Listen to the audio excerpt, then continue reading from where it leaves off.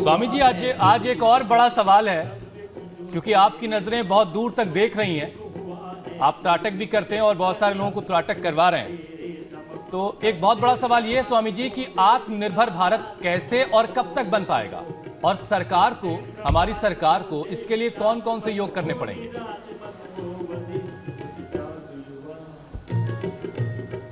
तो हमने ये जागरण गीत के साथ शुरुआत की है। जी जी जी। हुसैन भाई कि सबको कर्मवीर बनना, कर्म ही धर्म है, कर्म ही पूजा है।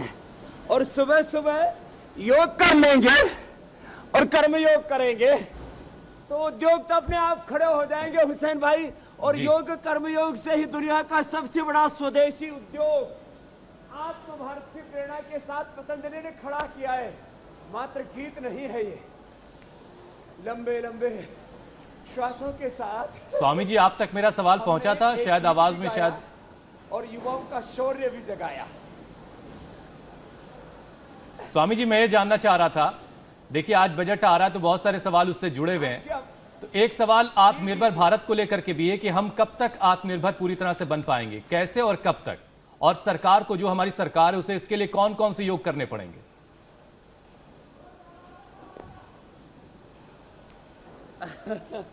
इसके लिए सरकार को जो हमारा ग्रामोद्योग है, लघु उद्योग है, ग्रामीण भारत की अर्थव्यवस्था है, देखो आज से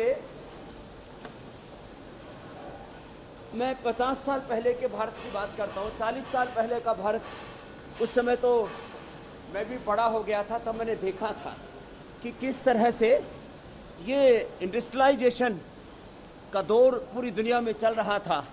और मैं एक बात यही कहना चाहता हूँ कि इस पूरे प्रकल्प में हमें स्वदेशी को सबसे ऊपर रखना पड़ेगा। आदरणीय मोदी जी ने वोकल फॉर लोकल, जो मीनाक्षी जी ने भी प्रारंभ में कहा, वोकल फॉर लोकल, और लोकल को बनाना हमें ग्लोबल।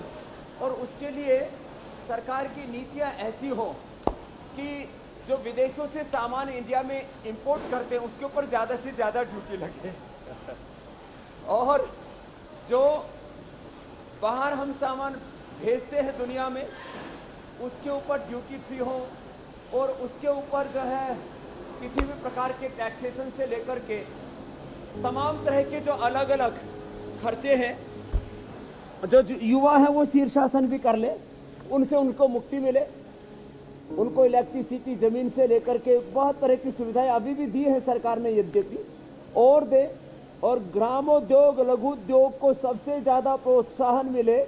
और ईस्ट इंडिया कंपनी से लेकर के वर्तमान में जितनी भी बड़ी बड़ी कंपनियां, किसी का नाम नहीं लूंगा मैं, सुबह सुबह उन्होंने करीब 1000 लाख करोड़ रुपए की लूट की इस देश में।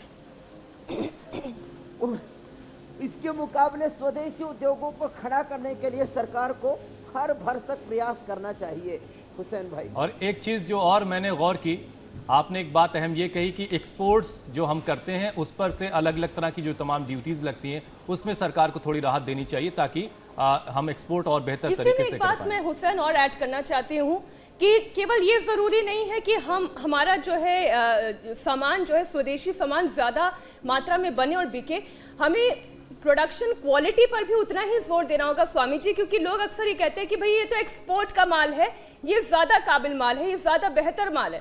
प्रोडक्शन की क्वालिटी पर भी उतना ही ध्यान देना होगा और ज्यादा मेरे ख्याल से हमें शोध करने होंगे। ये अच्छा सवाल है, इसका जवाब ले लेते हैं स्वामी जी से। क्वालिटी के मामले में स्वामी जी अभी हम कहां हैं? ये